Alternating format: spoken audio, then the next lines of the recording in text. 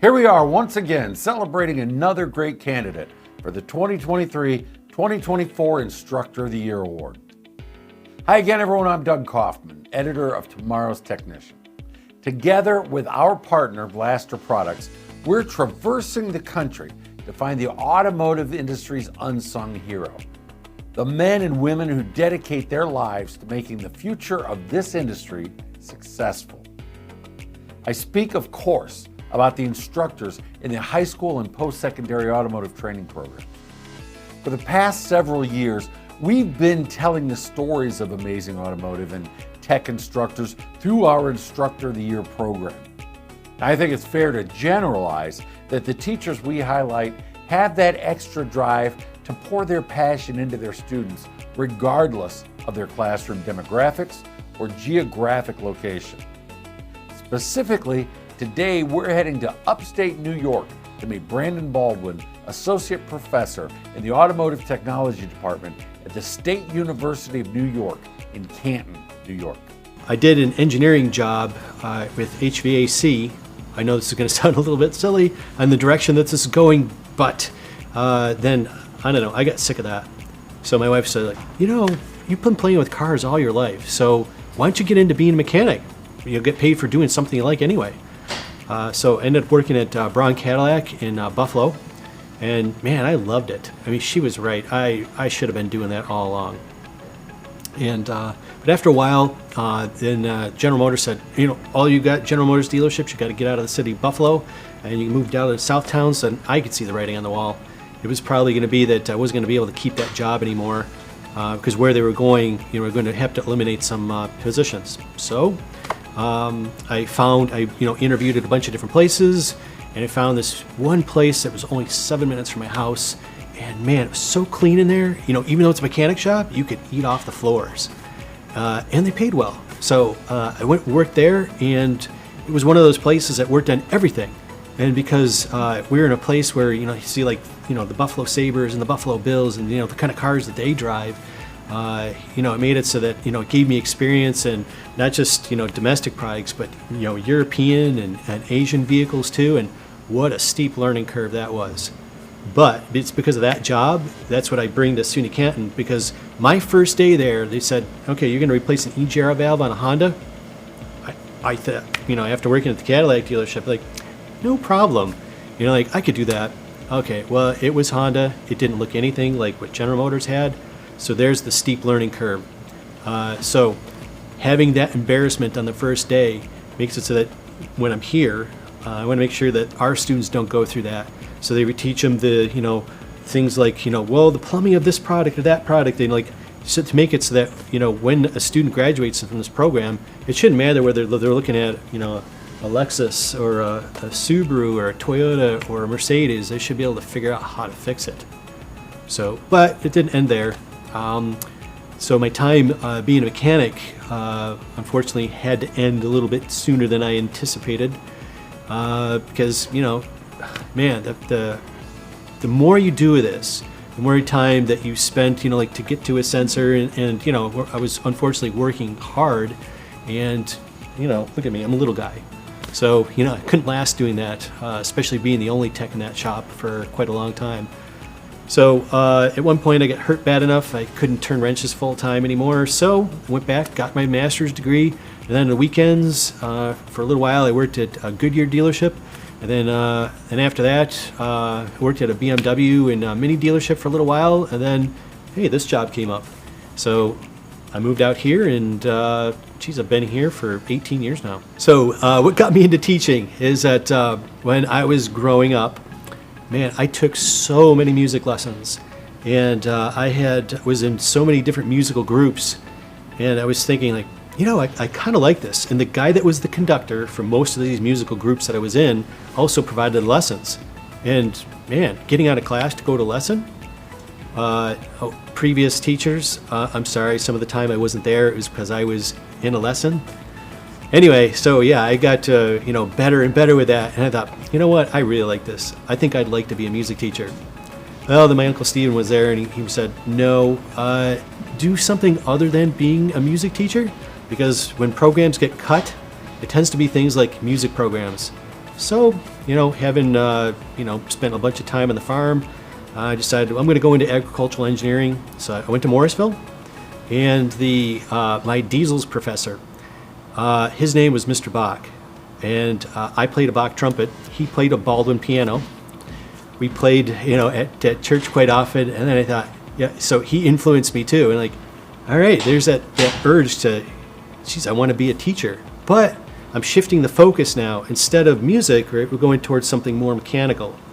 So I was in agricultural engineering, and I transferred from there to Cornell. I did agricultural engineering there too. Well, while I was there, I was in a fraternity, and one of my fraternity brothers said, I want to rebuild my motorcycle. So we did it in his room. And then I started accumulating some cars in the parking lot, and then I became known as the car guy that was in the fraternity. So it's still following me. And then afterwards, once I graduated, again, I went into HVAC and didn't really enjoy it that much. And then, again, there's that portion where you're like, my wife's like, why don't you work on cars? So I figured, okay, I'm going to work on cars. Then eventually, as I went along, figured, when I feel ready, then I'll go into teaching because I know my body's not going to last forever. Okay, then obviously the man upstairs said, okay, you're ready now at age 32, right, to go into teaching. So that's where, I got into then. All right, went to for my master's degree to learn how to teach. I'll be honest with you, I often link things in automotive to other subjects that they're learning about. So as an example, biology, right? So a car breathes in you can say it breathes in the air. We breathe in the air. So when the process by which we live, right, we consume food, and it's, hydrocarbons. Gasoline's a hydrocarbon too. So when it goes through an engine, right, we combine the air with the hydrocarbon. Heat is the number one product. Same thing with our bodies too. Heat's the number one product that we output. Then, right, we get motion from there. Same thing with a car, right? And then for us, right, the signals that our muscles receive are electric signals in a car. Chemistry, right? We've got hydrocarbons, and right, we got the hydrocarbon chain. We produce this carbon dioxide and water vapor, just like a car does. So I often, link little pieces like math, chemistry. I mean, just about anything. Social part, maybe not so much. Although each vehicle is an extension of ourselves, and especially in today's climate, it actually shows, what you drive says something about you as well. Well, technology has increased significantly.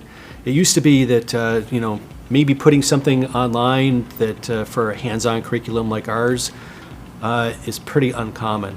Now, it's become commonplace. In fact, I know this is going to sound a little bit strange, but COVID, I appreciate that switch to forcing us to do more online, pushed us in that direction to create more videos. In fact, I'm grateful that we've been recognized for our videos for turning a hands-on curriculum into something that you could look at online. It also inspired me to create our own YouTube channel to put some of these helps out there, because people seem to be down here constantly asking us questions, like, how do I do this, or what do you think this is, and that kind of thing. And we can address those kind of questions because obviously in different things there's obvious, frequently asked questions, and I can answer those frequently asked questions with different pieces from this, that, or the other thing. So yeah, hey, especially the video stuff. I've actually found too that it's our videos that help us to recruit more students. I feel honored. It's I mean, a little bit, I don't know how to feel about it either. Like, somebody nominated me, and I'm glad that somebody recognizes, I'm glad that somebody feels that what I'm delivering is of value to them. I want it to be valuable to them because their success is my success. Their success is success of the program here. And right, it's our part to help the next generation to be successful. For me and the program, it's kind of almost one and the same. Because I see that I'm trying to be on top of the technology edge. As an example, years ago, when I could see that, electronic stability control is going to be the next new thing. And so well before it became mandatory in vehicles, we started teaching that. So the next new thing obviously would be electric vehicles and ADAS, ADAS being Advanced Driver Assistance Systems. So we've been, again, focused on ADAS for many years. We do demonstrations here. We're lucky enough to have a place to be able to demonstrate things like electronic stability control and ADAS by having, like one of our graduates, he owns the Rallycross course that's near here. And right, we were using that Rallycross course to drive some of the vehicles. Hey, it's fun, right, as well as it's informative.